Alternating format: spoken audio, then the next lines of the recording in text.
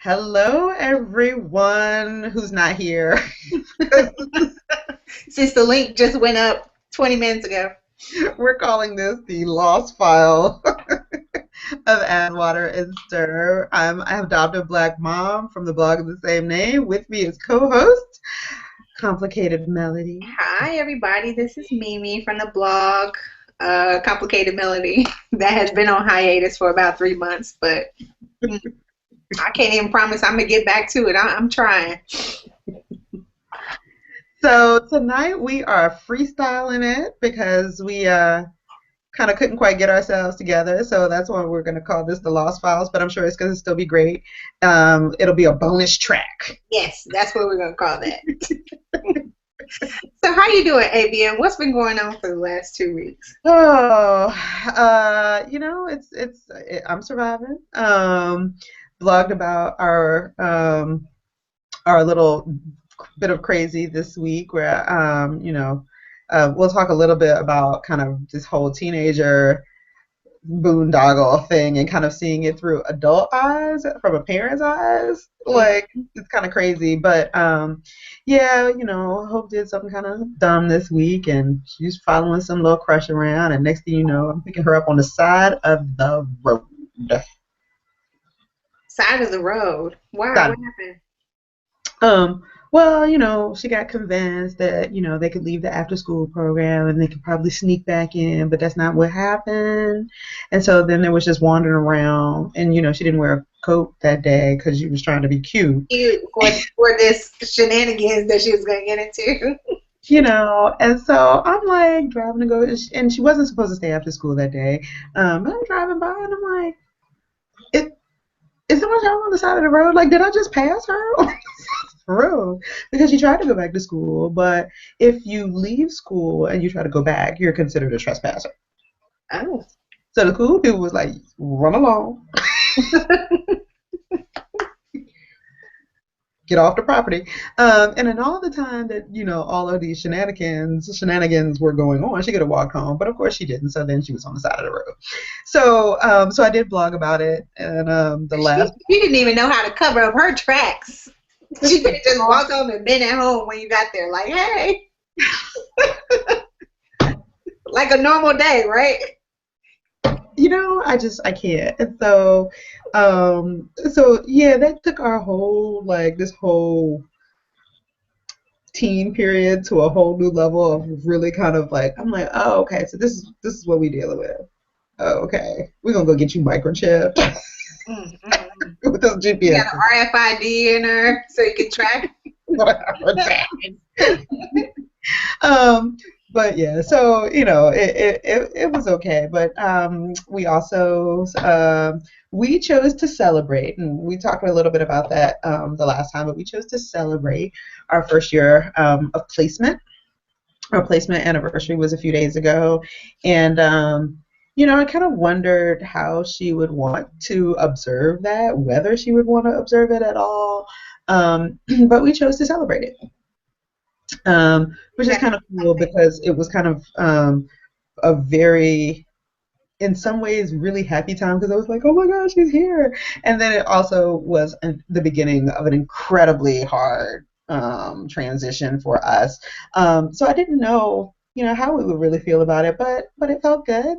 And, it was almost like, oh, wow, it's been a year already? On one hand, and then it was like, yeah, it's been at least 15 years. Not older. So the last few days we went out to eat, had a special dinner at one of her favorite places, and yeah, we're just trying to do the family thing, and I'm really trying to learn how to practice more grace.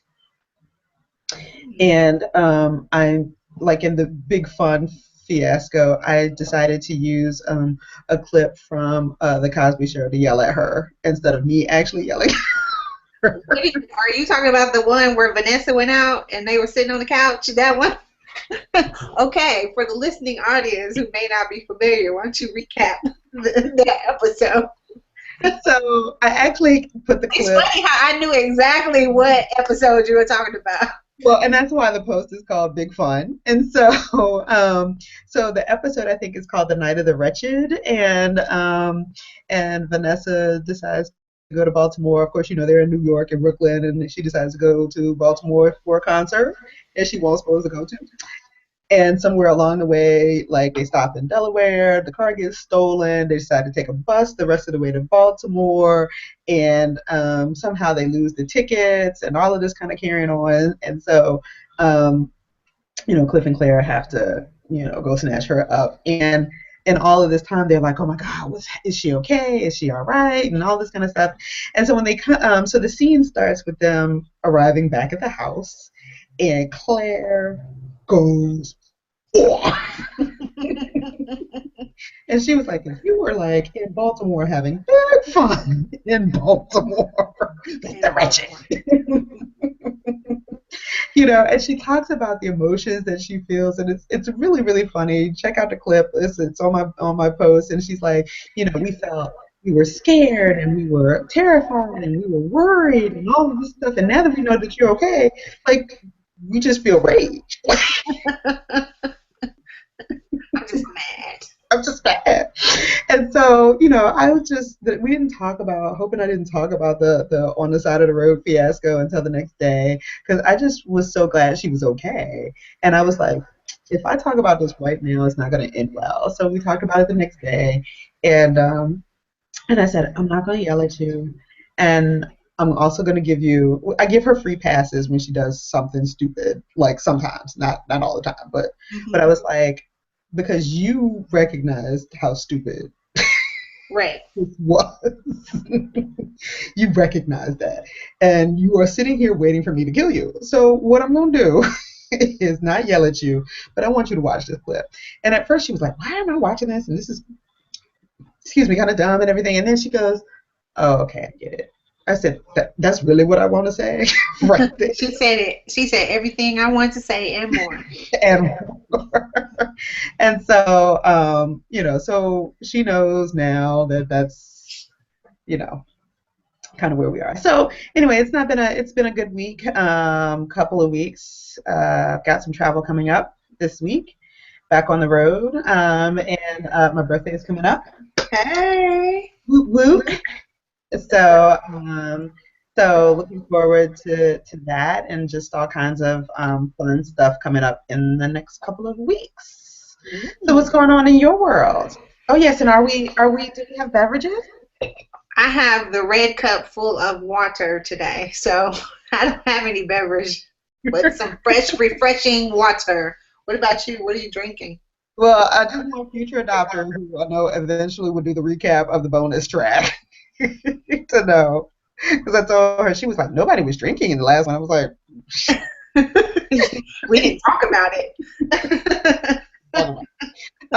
But I've got a nice dark and stormy cocktail. Now, what is that? And so, dark and stormy is dark rum and ginger beer with a splash of lime. Okay. Quite tasty and effervescent. So there you go, listeners. There's your recipe for the evening. Try it at home. Yes. So yeah, what's going on in your world? Let's see. Nana had a birthday. She turned 3, which was cool. It was our first birthday with her, so we've gotten to have these little experiences: first Christmas and then first birthday. And there was a lot of anxiety and angst, right, about what to do, because of course I didn't think about it. I thought about it, but didn't really realize, like, oh, it's 2 weeks right after Christmas. So I asked my family, what should we do for Nana's birthday?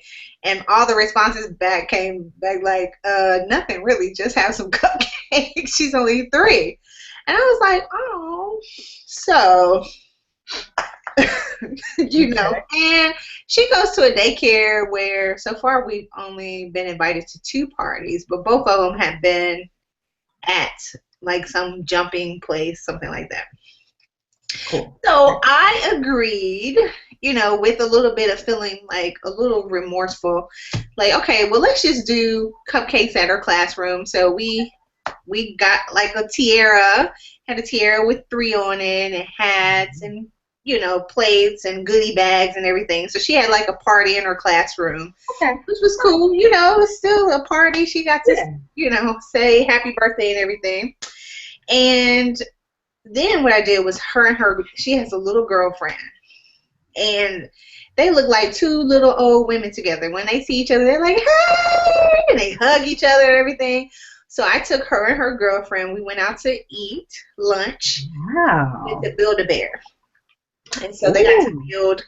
I don't know why she picked a giraffe. I tried to don't you want a teddy bear? Like, that'd be cute, if you get a teddy bear. She was like, no, I want this giraffe. I was like, that's not cute. And I'm not buying 4 of these shoes. So the giraffe has 2 shoes on the front and no shoes on the back, but she doesn't even care. 2 shoes, not 4 shoes, baby. 2 shoes. Honestly, okay, so my recommendation is not to take your child to Build-A-Bear at age 3 because they still are not old enough to know what is going on. She picked the giraffe. It was kind of interesting to put the stuffing in, but the rest of that, she was like, I don't care about picking out a dress. She just wanted to play on anything that had a screen, anything that you can touch. It looks like a computer. That's the only thing she wants to do. So, Okay. So that's what we've been doing for the last 2 weeks. Juggling work and home is kicking my butt. I think I mentioned on the last podcast that one of the things when Wood and I talked about, making our goals or whatever for the year, one of the things he wanted me to do is come home earlier. So I've been trying to do that, which means I go to work a little bit earlier, and I'm struggling. I am struggling with doing this work and mommyhood and wifely duties and all these things. This is a challenge for me. So I can dig it. Yeah. I can dig it. So, so let's talk about the family. Let's talk about work-life balance a little bit. We're totally freestyling it, people. So we don't have any articles about this. So no, we don't. There's tons of them out there. Google them yourself. But so what would be your ideal situation in terms of work-life balance? What would that look like? If I could, and it's interesting. I'm like, well, maybe I don't have to be everything, all these pieces, because I don't think there's an expectation from my husband that I am. But I'm like, I need to be good at work, and then I need to cook for the family, and I need to be present for my husband after that, and then we should put Melly to bed, and all this. So that's a lot of things happening in a day. And so in order to do that, you have to start thinking in advance, okay, I got to make sure I have all the groceries, and maybe I can prep food in advance and do things on the weekend. And by the time the weekend comes, I'm tired. So I just kind of feel like, I don't know, I'm falling down on the job. I don't think anybody has that expectation, though. My husband doesn't seem to have it, but it's my expectation. Well, yeah. I mean, I'm learning how to lower my own expectations. Yes. And it feels bad, though. And I don't know about you, but lowering your expectations of yourself kind of feels funny. I mean, if you're, professional women, probably kind of, we personality-wise, we're very, we're complementary. So I know that you're probably really driven in your career and, kind of a high achiever, right? It's kind of hard to be like, oh, okay, well, you know what, which is okay for dinner, which is what we had tonight. Yes. With the last of some really, really frostbitten French fries, and and I feel some kind of way that was our Sunday dinner, and then I don't feel some kind of way. Then you got over it, right? You got over it. I fed us. It just feels like I should be the one to feed the family, Wood does a good job, but sometimes you want to do the whole shebang and have the whole family sit down, and I can't get it all the time. You know, Yeah. interesting. My sister posted something on Facebook. It was about alcohol and perfection, and it was talking about we weren't. I'm segueing into this. So it talks about how women a lot of times use alcohol to come into the second shift. You know, Mm. so you work all day, you work hard, and then you come home, and then you start with a glass of wine, and then start cutting up your vegetables and cooking, and then maybe you have another second glass, and maybe you have a third glass. That's besides the point. Really, the point of the article was about this perfection thing, right? So that that segue kind of helps you wind down and ease into the second part, the second shift, basically. So you can start to work on being perfect in that part. It's like a lubricant to help you work through that. I Mm. was like, that is interesting. But It is. Huh. that is I interesting. hadn't thought about it as a second shift, and I'm kind of like, oh my goodness, I feel like I have three shifts because I got like this AM thing because I kind of got to get us out the house, Right. and then there's the work thing, which is so different from the AM thing. Mm-hmm. There's the work thing, and then yeah, there's this kind of transition, and I'll have to think about that. I don't usually have my alcohol until like the late night. No, this is Lying no in bed. reflection. But it was just interesting as they were talking about. Mainly, the article talks about perfection, right? And the actual the part of the for our generation, they were saying alcohol is that lubricant, mother's little helper or whatever. Gear Maybe shift. like the 60s and 70s or 50s, it used to be Valium, right? So people used to, Hmm. take Valium Yeah. to kind of do that second shift or help with their nerves or whatever that was. Just My grandma called the nerve pill. yeah, whatever. I didn't know anybody taking it. I don't think that maybe they called it something else in my house, but The nerve pill. She would break that joker open out of the Reynolds wrap.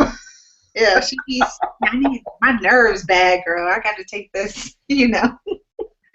And now for So us, it's a glass of wine or two or three. interesting. Yeah. But I think it's that perfection That thing. And perfection. and in general, I need to let it go because nobody has that expectation that you're like that. Yeah. Yeah, nobody. I think that we put a lot of pressure on ourselves that's just not necessary. And it's funny because, and then sometimes I think that we also, in doing that, we take one comment and blow it. An innocuous comment that we feel is an assault on our perfection Yeah. Like, aspirations. Because like like, as we sat down to manwich, um, Hope was like, "So is this manwich, or did you make the sauce like you sometimes do?" hmm. No, it's from the can. Thanks for making me feel Then like you start feeling bad, like maybe I should have I made didn't even I didn't even make the sloppy joes like sauce from scratch. And just sometimes Wood will say something like you just kind of sigh a little bit like, okay, I'll feed Nana tonight. And you like, okay. It's okay. so So yes, all those things can kind of chip away at like, should I be doing this? Is this an expectation of you? And if I'm not doing it, are you looking at me like I'm not doing all the things that are expected? And I think the other part that's hard is that you look at your parents and they were doing all those things, right? So they or we thought were, that they were. hmm? We thought that they were. Yeah. They Well, were it doing looked like their it to version us of as it. parents, I mean, as kids, right? So it looked like she was going to work and fixing dinner and, Right. you know, hmm? But she was having the same kind of, I'm sure she was feeling, especially for women of our generation, where our mothers were probably some of the first ones working outside of the home in addition to the home kind of stuff, and trying to figure out what that juggling looks like, feels like. And so for us as kids, it probably looked seamless. Yes. It looked like normal. Right. Right. So And, sometimes when people say things like, well, back in the day, she had this many kids and she worked and made sure we had home cooked dinners every night, and you're like, oh, but, I'm not going to be able to. Not gonna so, be able to. here's the good news is that Nana is 3. Yes, that is true. Y'all are awesome. Yeah. Now, Hope is 13. She gonna ask me, is the Sloppy Joe mix like Yes, that's real true. or from a can? And so she is a little bit more perceptive. And Hmm. then sometimes she's like not. Like, I mean, and it's funny, I made bread this weekend and she loves when I make bread. And then she has to like, this morning as we were having breakfast before church, she's like, goes through this whole thing about how store-bought bread is just really the devil. And a year ago, she was just like, "Why do you make homemade I bread? Like, remember that. I remember when it's nice when you and all, first but made it, she was like, mm-mm. now it's like, gee, I really do wish you would make some bread. You haven't made Well, how old is Hope? old enough to make some bread. That's what I was about to say. Teach him how to make some bread. You want some bread? Get in there and make some bread. So old enough. I'm training up Nana right now. I've already determined she's gonna be on Master Chef Well, Junior. they've got the kid version now. Yes, that's what I'm saying. She's gonna be a Master Chef Junior. I'm like, okay, we have 5 years. You can go on when you 8. She already knows the best. She cooks with me every time I go in and cook, which is not, That's so awesome. but she cooks with me, and I'm like, yes, Master Chef. That is our goal. Because those kids say they cook for their parents every day. And I'm like, yes, okay. I only lasted like 15 minutes with that show, and I was like, this is not gonna be my life. I don't really want to see it. Good luck to those kids. This is not my We're life. aspiring. That's an aspirational. I'm like, come on, let's watch Master Yeah. Chef Junior. No, no. We're past that window, at least on the child front. And it's funny because I will say, in talking about all of these perfection things, especially with parenting, I've been struggling recently. I have a big confession that I've been struggling recently with my own attachment to Hope. Well, this is a Hmm. big revelation, right? And so it's kind of going, are we like, I like her. I mean, I love her, but we've been going through periods where I just don't really care for her that much. I Hmm. mean, care I is feel, not the word. Like her. Like, I just don't like her. Like, we've just been going through some stuff, and I'm just saying, like, hey, it's just shady. I don't know. Love you.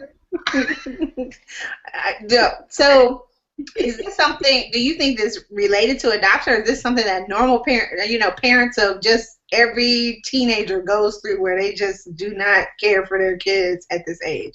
I think it's probably a little bit of both. Yeah. I think it's a bit of both. I think that it's a pretty probably normal development, um, and it's funny because it appears from everything I've read in our counseling sessions and everything that she's very very attached to me, like no question. Um, but but I just go through periods where I'm just like, oh my god, and I think part of it is I still struggle with the speedy transition with how quickly all of this happened. Hmm. And then we've also been dealing with some stuff. We're dealing with some legal stuff from way back when that it just kind of cropped up, some Hmm. things from the past, and it's just been really heavy. And so all of like my own losses, dealing with my own losses related to adoption, pre-adoption, post-adoption, life changes, all of these kinds of things, and then like just this hormonal two-legged creature that lives in my house. I struggle. I really, really struggle. And my sister, who I call Sister K on the blog, we have this thing because she's recently she's got 2 stepsons, and all of it kind of happened around the same time. Her and so we struggle with similar issues of how quickly our lives have changed and stuff. And so we have this whole thing where we say that we're grown and petty, and I find myself doing incredibly petty things that should be so embarrassing, and yet I'm like, well, I'm just petty. But you know what? I don't think this is related just to you because I do the same thing. I would say, would sometimes say that Nana and I have a strange relationship, and I worry about that.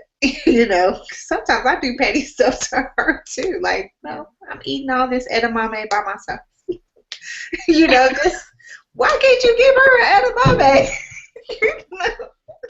Okay, so it's not just me though. No. And maybe I don't know if it's a mother-daughter thing. I don't know. It just seems very layered, and so this week it kind of made me question, like, is this norm? I mean, is it normal? Is it not normal? Is it adoption? Is it more than adoption? Is it just stuff? Is it, or am I just a horrible person? Because, like, I will also admit the pettiest thing that I have done so far is we have been battling over the couch in the living room and watching TV in the living room. Like, who gets to sit on the couch? Yeah, Or yeah. Like, and who gets to watch that TV? And okay, so, because she has TV in her room and she's got basic cable, but the TV in the living room had all the channels that we get, right? And I have that in the living room and that in my room. And so she was like, "Well, I don't want to watch TV in my room because it doesn't have all the channels that you have out here." And I was like, "Well, yeah, I know that. That's the point of you. Like, you don't need all these channels." hmm So hmm she would just take up that space, like, for days, evenings at a time. And then, like, on the weekends, I was just like, I just need to get on my couch with Yappy, have my coffee, and chillax. So, so this is one thing that has happened in the last 2 weeks where I was, like, exceptionally grown and oh so capital P petty. Like I'm gonna get a T-shirt, just petty. I decided that we didn't need all those channels in the living room anymore. So on one of my telecommute days, I unhooked that joker, ran that joker right on over to the to the cable company and dropped it off. See, I And so, have no cable in the living room now. oh no, we have basic cable in the living room. Okay. So now what's in the living room is the same thing as what's in her room. And so And the result of that was she now watches TV in her room. So, and I got a Chromecast to enhance the viewing experience in the living room, but she's not on the Chromecast. I operate the Chromecast, and so I have control over the TV and the living room, and the couch is mine. I have won this battle. And so, well, and it should be so embarrassing, but I'm going to admit it. I'm admitting it on the podcast. It'll be that's out what I'm there. saying. That's the first step in the battle is I was petty. admitting when you have a problem. So, she comes in after school and she's like, "Oh, what happened?" Like, it takes her like 2 hours to finally work up the gumption to ask me what happened to the cable box. And I was like, "Oh, I took it back." "Oh, well, why'd you do that?" "Oh, we didn't need it." She's like, "Well, what are we supposed to do?" "Oh, there's still cable in here." And then she's like, "Well, I used to use a clock on the cable box, so now, like there's no clock in here." "Well, there's an analog clock. There's a beautiful clock on the wall." And so then I went and got my old alarm clock out of the closet and plugged that in. Put that on top of the TV. You taking this to the next level. Petty girl, just so petty. And so she's just like, and so, she's like, "Well, what do you have in your room?" "Oh, I got all the channels in my room. The DVR is in my room too." As expected, though. There Petty. must be a And so differentiating factor. she goes, "Well, that's not fair." And I was like, "Life's not fair. Life's not fair." "Well, can I curl up with you sometimes and watch TV in your room?" Was it crickets for real? Not like that is like based on invitation. Like, that's Oh, invitation. ABM. Invitation. So she mentioned this week, she was like, "We don't even have a DVR anymore, so I can't tape this show." Man, it sucks. As you sip. Petty girl. So anyway, I did want to admit that, like, it's just a very weird period that I feel like I'm going through, and it just is. Yeah, I just feel really petty. Like, I just want to do dumb crap. Well, it's not dumb. It's always got a purpose, but it's just kind of like to make me queen of my castle again. Because sometimes I don't feel like I'm queen of my castle. That's interesting. I don't know if mine is the same type of challenge, but I think in general, I struggle with attachments sometimes. Most of the times when Nana is good, but sometimes, and this just might be a mother of a 3-year-old, I don't want to be bothered. I just don't want to be bothered with the questions, the constant questions, and it's developmental. So these are questions about what I'm doing, which I'm like, none of your business what I'm doing. You eating something, mommy? What you eating? You about to do this? You going upstairs, mommy? You about to put on your house shoes? I'm like, can you go sit down somewhere? Just all these random questions about my business, like, so I'm struggling with that, but I feel like that's just developmental. She's just in a question stage, and so she, everything that she observes, she's just asking questions about. So that's normal, but at the same time, oh, so annoying. It really is. Um, and otherwise, Yeah, I can relate to that. I mean, I hope missed a few markers along the way, so you can't skip them. You have to go through some of those developmental markers, those phases. So we get a lot of questions. They're just different. Some of them are, but some of them, not all of them though. What are you doing? are okay, but there's just a steady stream of chatter in your life now that you just have to get used to, which is most of the time I'm like, oh, they're so cute, but sometimes I'm like, I don't like that. Can you be quiet sometimes? Just and the other thing is Nana. What I think is she experiences. Maybe she's scared that we're gonna leave, so she goes and plays in her room. But and again, this could be developmental. She constantly comes in and out, and I think I feel like it's always to make sure. Are you still in here? Okay, I'll go back in my room now. And then she'll go play for a little bit, and then she comes in with some random thing like, look at my skirt, mommy. But I really feel like it's more like, Y'all should I'm have. just checking to make sure you haven't left in the time that I've been playing. And then once I feel comfortable that you guys aren't doing anything that may mean you're going to leave, then I'll go back and play. So, but So I think that mother-daughter thing sometimes can be just a challenge. And so it'll be interesting to see how this plays out over time. it seems complicated. It just seems complicated. Because with her and Wood, I don't know. They just are, I don't know what it is. It just seems real easy with them. And part of it is because she can do things with him that she can't do with me, like jump on his belly and do all kind of stuff like that. And I'm like, I don't know. She pokes. She just every time she jumps on the couch. She wants to like move me over because she wants to snuggle, and I'll be like, oh, on the couch, But with Daddy, she can just jump on him, and it's big fun all the time. And I feel like I'm not fun like Daddy. So sometimes it's like my own insecurity around being a mom and attaching to her. So maybe that's it.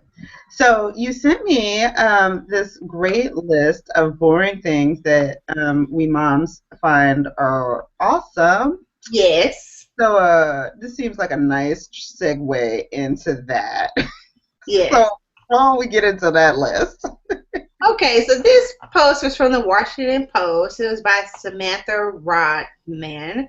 And so she just run down 10 things that probably don't sound that great to the average person, but to a mother or to a parent, I'll just say for a parent, they might.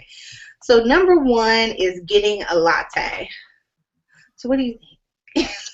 So I like coffee. I like coffee a lot. And yeah, there's something special about going to the Starbucks by myself. Oh man, like sometimes I mean, usually I'll make my coffee at home, but there is something special about not making it at home and waiting until I get to the office Hmm. and then going across the street to go to the Starbucks where all of the other grown people with no kids are because it's downtown during business hours. I think Starbucks is a kid-friendly place now, though, because I It see is, but see, at 9:05 in the business district, it's not.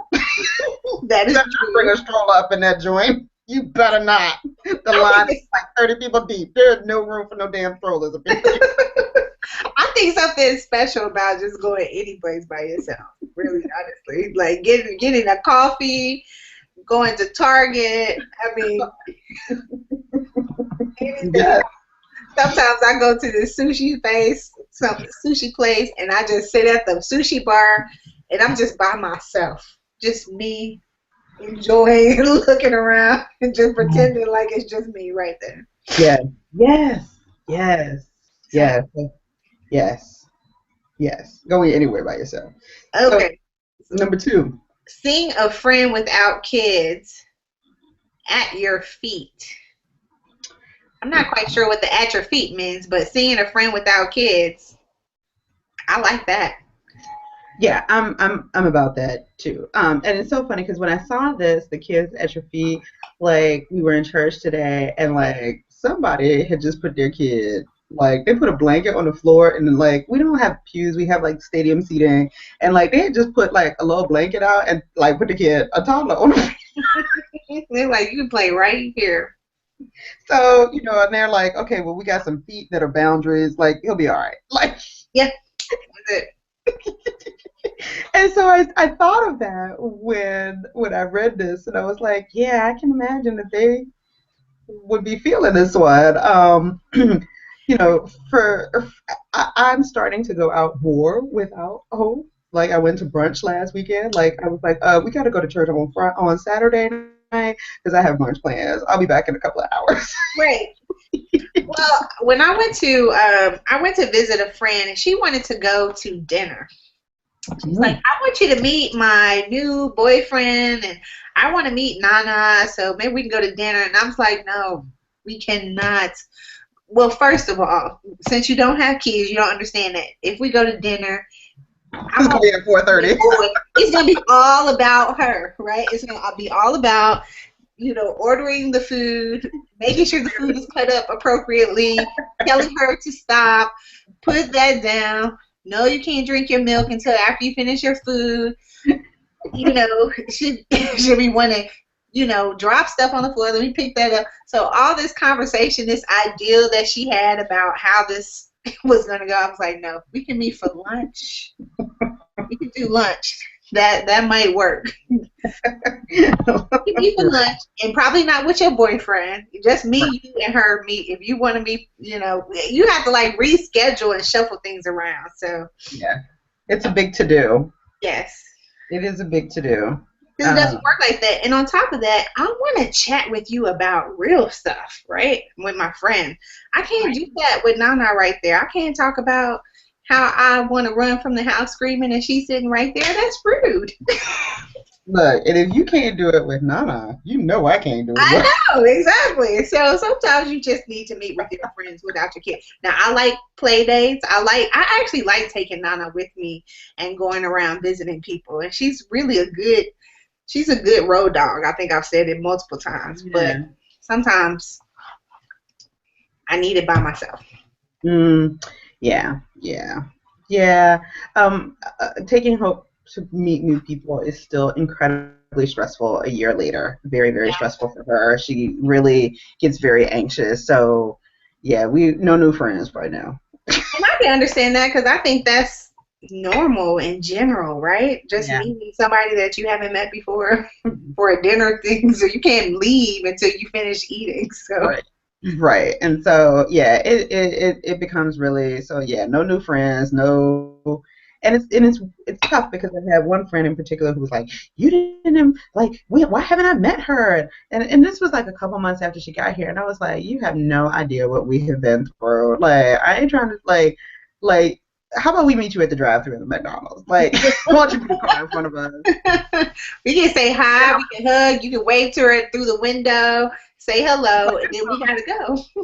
that's about all we can handle. Like, because it just really stresses us out, like for days in advance. And like, she needs to lay down and I need a drink afterwards. Like, Yeah. it's just that. And so, yeah, no, no new friends. So, So number three is sleeping until 8.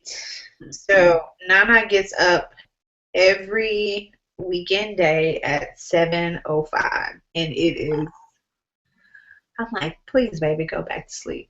This morning, she was sitting at the foot of the bed, and she would have been fine because we were both still asleep until she was messing with something she weren't supposed to be messing with and made some noise. I looked down. I'm like, what are you doing here? Oh, so, well, Hope is older. She'll sleep half the day away if, kind of allowed to. Usually she'll kind of self wake up around 10ish or so. I'm a natural early bird, but like this morning, I mean, normally I'm even up on the weekends by 6:30. But wow, that's amazing. it just, it just is. But this morning, Yappy was quiet and I slept till 7, which is, Hey, hey, that's like 8 to me. That's like 8. that is great because 7:05 is the best we're gonna do.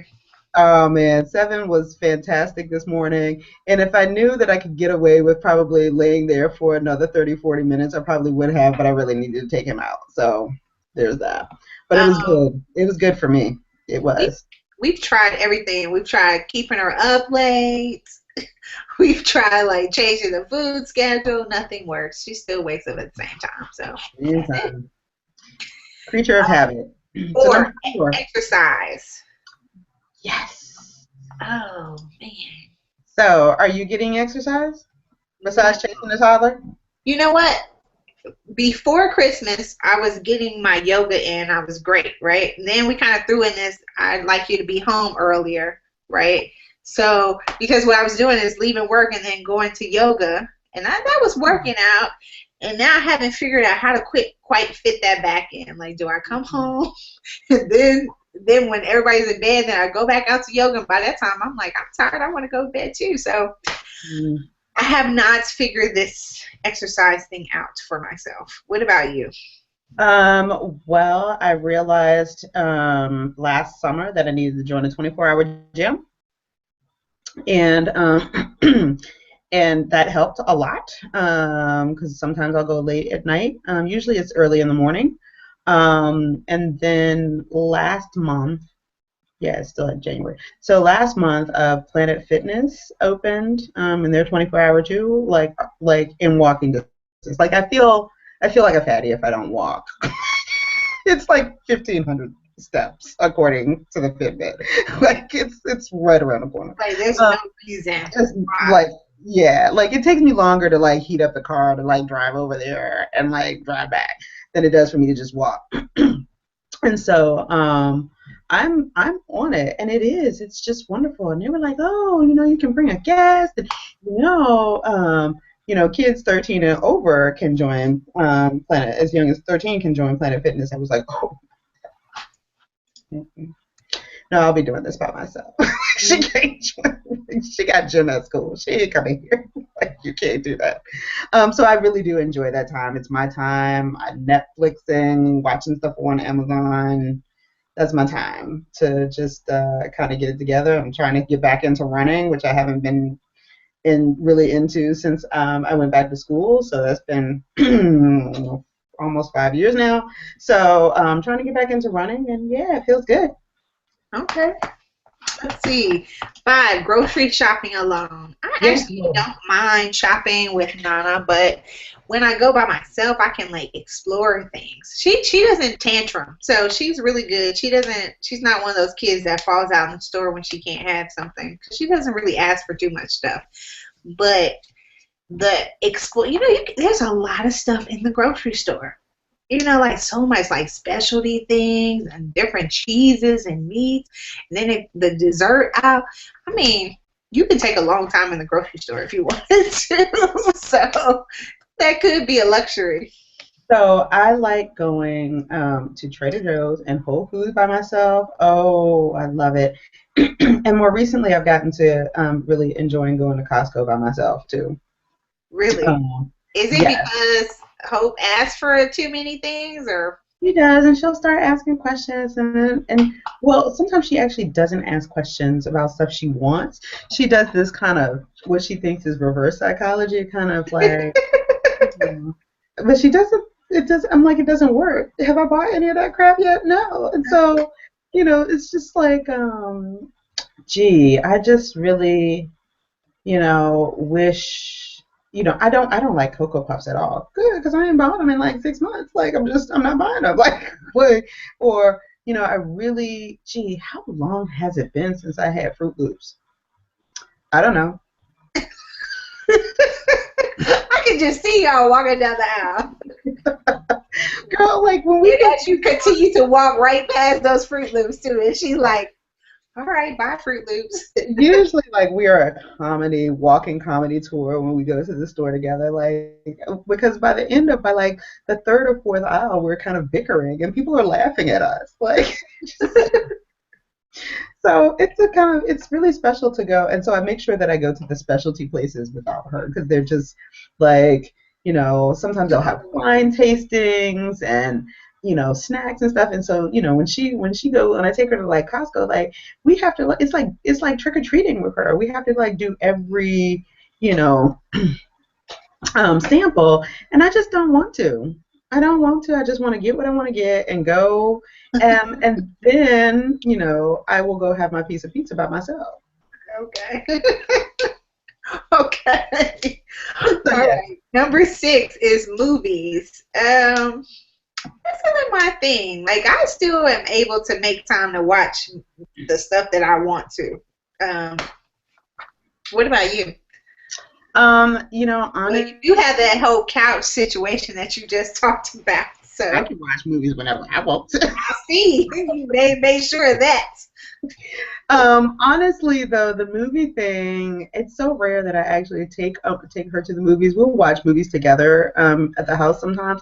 That's not one of my big things. And I think that she probably would like to see movies with me more, but honestly, this is one of those things where I should be more embarrassed to say the nannies take her to the movies way more than I do, but usually they do that when I'm out of town. So It's a treat. It's an activity while you're out of yeah, town. That's yeah. not embarrassing, I don't think. Well, Well, it's just we have the same value system on that. I'd be perfectly fine with that.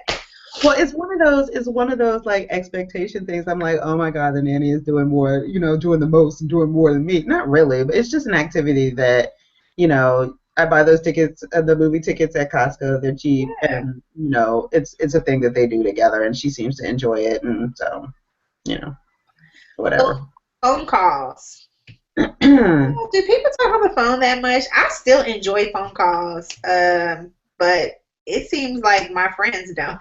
So, I enjoy my phone calls. I enjoy them uninterrupted. We have gotten to a place now where her hearing is not quite, she used to be on high alert, so I used to have to like be in my room, in my bathroom, in the tub, like talking, because she she would hear everything you were saying. everything. And now I just don't think that her anxiety is at that level where she feels like she needs to eavesdrop on everything. So I really enjoy my phone calls. And now I also have Yappy as a cover, so I can just go take him for a walk. Oh, that's a good one. That's a good one. Yeah. Yeah, a lot of my friends have kids, and what I can't understand is now if you try to have a phone call with your child, they're the little ones. Hmm. You can't. You like, okay, sit down. Oh no, mommy's on the phone. Do you know? And that used to annoy me when I used to talk to my friends with kids. I used to be like, you know what? I'll talk to you later, girl. Right. We wouldn't be able to talk for 2 months, and now I'm that person. So I try to do that a little bit later in the evening if I am going to have phone calls. Yeah. So, Number eight. or I take phone calls in the drive to work, drive home. I do phone calls then too. That's like kind of the best time to catch me if you want to Yeah. have a conversation. Yeah. Yeah. I, Jeans. So she said she used to wear jeans all the time, but now she uh, rarely, if she works out, she doesn't change out of her workout clothes. I still wear jeans, so that wasn't really a big thing for me. I still wear jeans, but I will admit that I am still in my workout clothes from several hours ago.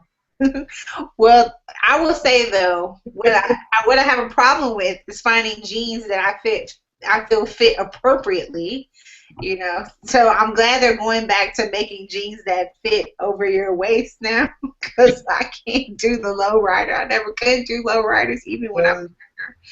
So low ride, skinny I don't jeans. want to wear not your daughter jeans because I don't know. That makes me feel like those are mom jeans, but I need jeans that come up, and I need jeans. I need a boot cut because like I just feel like those low rise skinny jeans make me look like a a mermaid that had a terrible boating accident.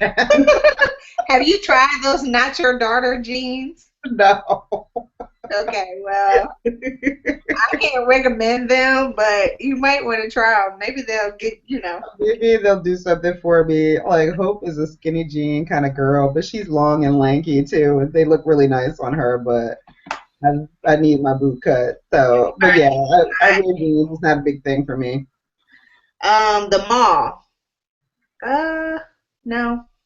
I can't necessarily say the mall, but to me, this kind of is not that much different than the grocery shopping thing. Just going out to go shopping of any kind, Yeah.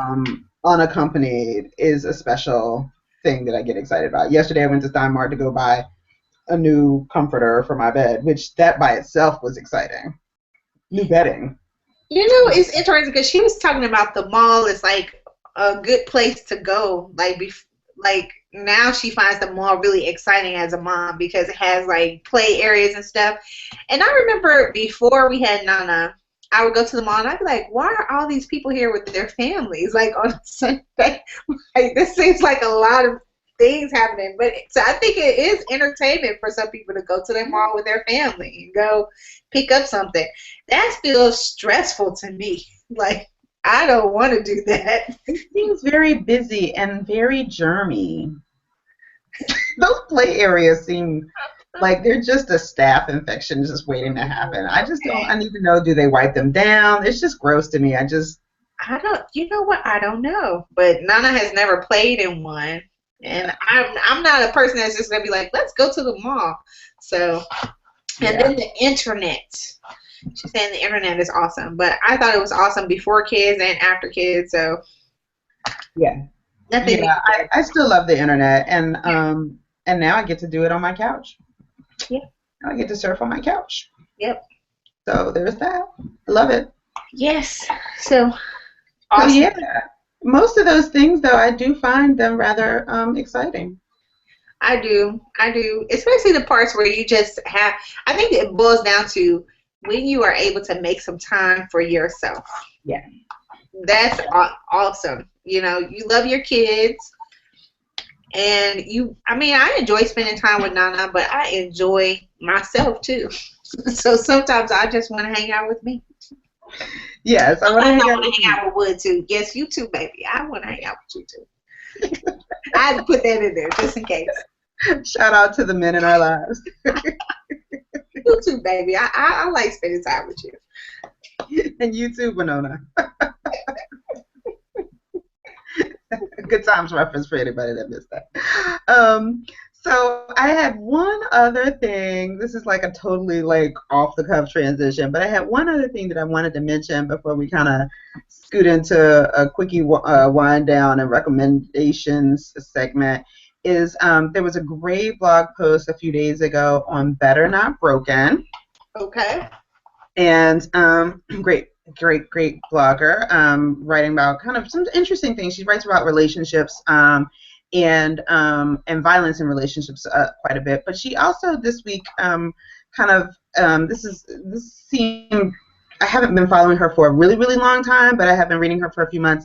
But this blog post was called "Am I a Racist? I don't see dead people, but I do see color." And so Better Not Broken. Love the Seven. I'm sorry. What was that? What was the movie? I See Dead People. Sixth Sense. The Sixth Sense, yes, great Sixth Sense reference, haha. But it was a great blog post about the challenges around talking about race and child rearing and how to not raise a racist by Mhm. accident. um, and it really tackled the issue of um, the fallacies of a colorblind society and raising your kids to be colorblind, and kind of what responsibilities around what we know and believe and think about race and some of the stereotypes that get attached to it um, are kind of rooted in this kind of guilt thing about raising colorblind kids. And I just thought it was a really great post. I recommend it. She talks about there was one part in here. Let me see if I can find it. Oh, I think I missed that part. Oh, well, she talks about, she writes, it's an American tradition. If you redefine the problem and change how you look at it, the problem changes and may even cease to exist. Maybe. So she goes on as an example. Do we own slaves? No. Racists own slaves. Do we allow blacks to go to the same schools? Yes. Racists do not. Therefore, we are not racist. Do not let anyone convince you otherwise with their liberal mumbo jumbo. That part is all in italics, by the way. And she goes, not it is not only white people who do this. The GDP of the United States has been redefined by a diverse group to make it look better, as was the unemployment rate, which ignores millions of people off the books without a job, includes people with multiple jobs, not working full time. But hey, it works, except when it doesn't. She talks about this notion of, well, if you can say some of these things, we're not racist, but we also live in this society where if someone accuses you of being a racist, or for that matter, sexist or homophobe, to kind of expand the example, then you can really kind of lose everything. So she Right. goes, my peers and I were instructed that A, we were not racist, and thus B, any accusations of racism would therefore be false. So it was best to stay away from people of color because they had the power to destroy your life with their false accusations of racism. That was really interesting to me. So, in order to, what struck me there is the fear in that Yeah, statement, right? So, in order to alleviate that possible issue, just don't interact with people of color at all. because most very likely they may say something to accuse you or say something that will make you feel like they're accusing you of being racist. So if you just don't have a lot of dealings with them, you don't really have to worry about that. Right. Really interesting. Right. It was just a really kind of, which then just kind of perpetuates this stay away, stay away, stay away. Right. And then you Yeah. cannot learn about other people, so you'll continue to have these kind of barriers up, right? Yeah. Yeah. So definitely check out this blog piece. We'll in the show notes have a link to it. Just a really interesting piece. It was provocative. It was, I think, a bit courageous because I don't see sometimes a lot of white people writing about the fear of being called racist. And so, what does that mean in terms of how then do you teach your kids to navigate in what's supposed to be a post-racial society, but's not? And how it's okay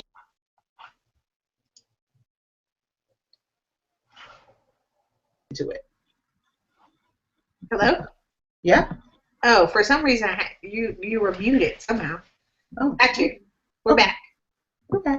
So yeah. Any other thoughts on that better not broken piece? I know I just scooted it to you before we got on live. No, I thought that was a good summary. I just think it's important for both of us to understand, both groups to understand what people are feeling. And so while we may, as a group, minorities may feel, I don't think that whites may understand where I'm coming from. It's important for us to understand where whites are coming from too. What struck me, like I said, was the fear in that sentence. The fear that I could be called a racist and that may impact my livelihood, how people feel about me, how people see me, it impacts my children and all that, kind of keeps that barrier up. That was really important. I don't know, kind of like eye opening to me. Yeah. One thing that I did notice too, and it's further down in the post, and she apparently they have a house rule where they don't use, I guess, race to they make a point of everybody in the house not using race Oh, I didn't see to that. describe a person. Well, she says, I guess her and her son were talking, son or daughter, I think it was son, were talking about something, and um, she said, then I broke a house rule. I made an exception because it was an attempt to gain understanding. I asked, is Mila African American? And she goes, we are an equal opportunity household. You cannot describe people by their race or ask what it is, censorship or hypocrisy. I know. And it's funny because it just never occurred to me that I mean, it just wouldn't be a house rule in my house. No, hey, no shade, better not broken. I get it. I get why, but it just never occurred to me to think about having a I don't get um, why, actually. um, I you don't know, understand that rule. I think, I mean, I think that I think I well, from the post, I think that she's maybe rethinking it. I don't know. I'd love to hear more about her thoughts on that. Mhm. But I'm like, well, I mean, you could describe me in any number of ways. One of the easiest ones would be ABM is black. Right, right. And Something that clearly I'm okay with that. usually, His blog name, Dr. Black. right. So if I describe you as having red hair, then that eliminates all the other people in the room. And for expedient purposes, okay, that's that's interesting. That seems like a strange rule, and maybe has some inadvertent effects. It sounds like it did, right? And she's Yeah, thinking about it. yeah. And so, and it's just a really kind of interesting thing because it was just kind of like, we talk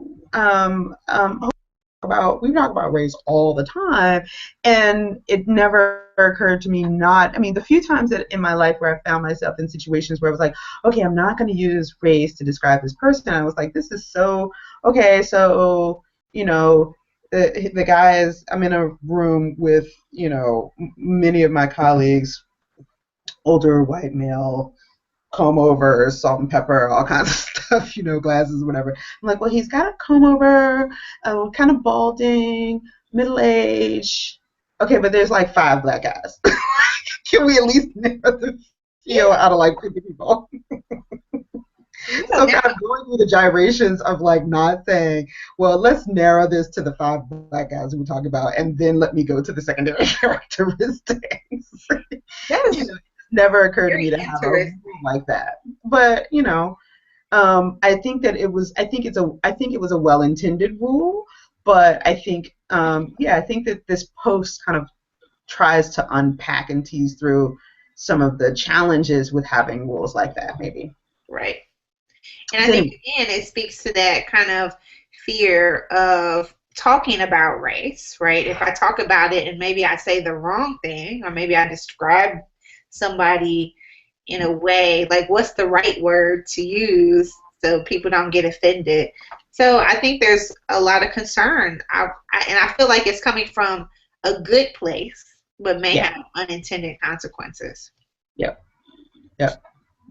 So, So you want to go to the wind down?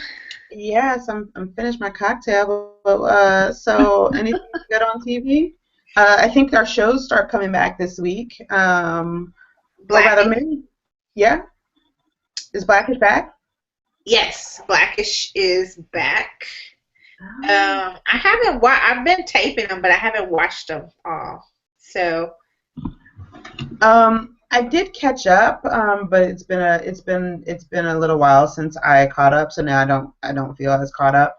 I did catch up on watching Real Housewives of Atlanta. okay, no negative. Those women are way too negative, right? It's just a lot of hair and twirling and sex chat and I really still am trying to figure out in the in an interview things, what's going on with Mimi's hair and why she's so evil. Um, Such a mean person now. she's just, she's really special. But so is what's the little beauty queen chick? She's really special too. Portia. So no, what's her name? Kenya. Kenya, yeah. Now, I did want to say about Portia. So I went to go see Selma last weekend as a part of what I call edutainment weekend over MLK weekend with Hope. I took her to go see it. And, Portia's grandfather, Hosea Williams, was portrayed in the movie because he was, a civil rights leader. And I just remember when they mentioned, who he was and who was playing him and everything. I saw his character portrayed on screen. I was just like, Lord, that poor man is rolling over in his grave, watching his granddaughter act a dang fool on TV weekly. I was embarrassed for him.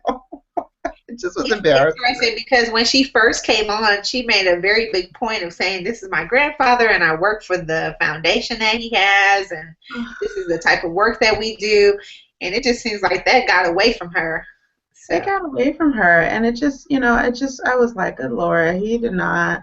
I was like, was this really what we were marching for? What they were marching for? Or was it like, just stop it, make it stop? It just made me dislike the show even more, frankly. Just, so anyway, well, I'll tell you something entertaining that I've been watching that's probably just as bad as reality TV. But I saw the episodes of Empire. You watch that show? yes, I am really enjoying that show, and in particular, I enjoyed Taraji P Henson. I man, don't. She is she is breaking it off. She in is that working role. that role. I mean, she is incredible. I don't know why. I just find her so fascinating in that Yeah. role as that character. And if you haven't seen it, it's on Fox. Empire is about a family business. They own a record label that they're about to take public. The founder of the record label is Lucius something. I don't know what his last don't know what his name is. Lucius, right? And the way the record label was founded was him and his wife. They were used to be hustlers, drug dealers, and his wife went away for 17 years. She just got out of jail. They have 3 sons, and Lucius. Well, I won't say everything, but the point of it is Lucius is trying to decide out of his 3 sons which one will take over the business. Right. Out of his 3 sons, he has the oldest son, Andre, who is very brilliant. He's the chief financial officer. Yeah. You have the second son, who is gay, and he is a singer, and he is a really great talent. But Lucius does not care for him Right. because he's gay. Right. And then the last son is, what's his name? I don't Oh, know. I can't remember. He's the rapper. Yeah, he's a rapper, and Lucius, he's Lucius' favorite son. Yeah. So, have you watched it? I have. I just started watching it this week though because I missed it. But my Facebook feed and my Twitter feed would blow up every Tuesday night with it on. Yeah, so I'll definitely be tuning in from now on live. I've still got I think one episode left to catch up on. But yeah, she's totally bad. Like she's just you love her. Like you just yeah, she's awesome. I don't know why though, because she's definitely not PC. No. She's dated in the way she thinks in quite a bit of things, but she loves her kids. She loves her family. She's a fierce protector. But then at the same time, she seems to be pitting her sons against each other. I'm not quite sure why she captures everyone's imagination and kind of heart, but Yeah. she's It's excellent in the role. it's a compelling, complicated character. And she seems to bring out each of those layers of complication really well. I mean, she is truly committed to each one of those like those kind of subsets of her personality, completely Yes. committed, you know. And so yeah, she's badass, man. She's awesome. You know, I'm not trying to grow up to be like her, but No, yeah. no, I do not recommend that at all. But she might remind me of some folks back in the neighborhood. You Right, know, some of right. those aunties. You know, Yeah. so Yeah, she's gonna get it done though. yeah, So yeah, I'm enjoying the show. It's good TV, and it's so rare to find decent scripted TV. yeah. So oh yeah, Married with at First Sight is back. Oh, did you watch that the year later? Yeah, a year later, and I peeped those episodes this week. And Monet is on the show, trying to get back into dating and stuff. And you know, I'm just not here for her. I'm just not. I wasn't here for Oh, her at the end, though. Remember, I yeah, really wasn't. yeah. I She just, was really mean on that last episode. You know, for me. yeah. And so I realized I haven't recovered. I'm just not here for her. But you know, each of the couples have their own strains and stresses. But you know, they seem to be getting it. The carry-ins are carrying on. The wife lost her get job, and so you know they're one income, and they're stressed. You know, they're strained and stressed, but they love each other. So you know, keep hope alive. And Jamie and Doug, yeah, Jamie wants to get pregnant immediately, and Doug is like, "I love you, but you this no, We need to hold on a little bit. we ain't ready. We ain't ready. I just got this new job. Like, I guess he started a new job like 4 weeks before the show Okay. started. Yeah, I think he was challenged a little bit with finding a job, and he had just found one. Yeah, he had just found a job, and you know, he's just not feeling financially settled, and he's also like, you know, okay, we're I think the show kind of starts with them 6 months in or so, Mhm. and you know, he's like it's been 6 months, and I'm so glad that you love me, and I love you, and everything, but But we we've only known each other for 6 months. Still, like that's actually how long we've known each other. right 6 months, and so you know, she's like, I want to have a baby like right now, and she's just putting a lot of pressure on him, and it's not going over well. So Why do you think that is? She trying to trap him with a baby? Like you're not going anywhere now. I think that it is. I think that she's still living. I think that she finally got over the hump of trusting him, and I think that she's like trying to create a picket fence when they're not quite ready for one. Oh, well, I you know, I mean, was never here for Jamie anyway. so So, right, and her mom is on the scene now, and it's just bringing up so much resentment. And I think that she also wants to have. I think that she's pushing this thing because she wants to prove that she's not a mom, okay, and that she can be a good mom yes. to her child. She's still And keen. It doesn't have to be right now, though. yeah, yeah. And so, you know, I think that if her mom kind of were to scoot off back into, you know, wherever, I think that pressure probably maybe would abate a little bit, but she's just a little kooky. I don't know. So we'll see. You know, Jamie was never my favorite. So, Yeah, yeah, yeah. Yeah, she's not, you know, I still, you know, yeah, I don't like her. I like Doug. I like Doug, and I still kind of shake my head like I just wow, he really loves her. That's yeah. great. So there's that. So here we go. I have nothing else to say about Jamie, but I may watch it just to see what you're talking about for Monet. Yeah, so yeah, she's getting back out into the dating scene. She looks great. She looks great. She had a blind date and all that, and you know, I just kind of yeah, I'm just not interested though. And I do follow her. Well, I do follow her. I follow her, I think, on Instagram and on Twitter, and I don't follow it close enough to know how closely the accounts are linked. But she just seems to just continue throwing a little bit of shade at old boy. And I'm just like, really, just Really? Why not just leave? yeah. Go on with You your. know, I'm like, girl, get over it. Like, it just seems young and petty, and I just can't. I just don't have. But if it's in her talking heads, though, the producers may be asking her those questions, though. Yeah, that's true. That's true. So, but yeah, every now and then she'll just say this stuff like, "I just need a grown man," and and all this kind of stuff. And I'm like, okay, but for folks that like you only like you got put on by the show, ain't nobody really know you. Like, so so we know that we know your backstory at this point with what was the name, like Vaughn, and so I think a guy would be challenged by that. If I was a guy and I watched that, I'd be like, I don't know. right, I think why would I blow you? Why would I date you if I know that you still blowing up your ass? hmm, I'm Even if it's on the passive aggressive slide, like why would I do that? So that's just anyway. all right, ma'am. It's been like we actually did it. We made it through plus some. Plus some woo woo. Yeah. So anyway, alrighty. Any As usual, recommendations for I me? enjoyed chatting with you.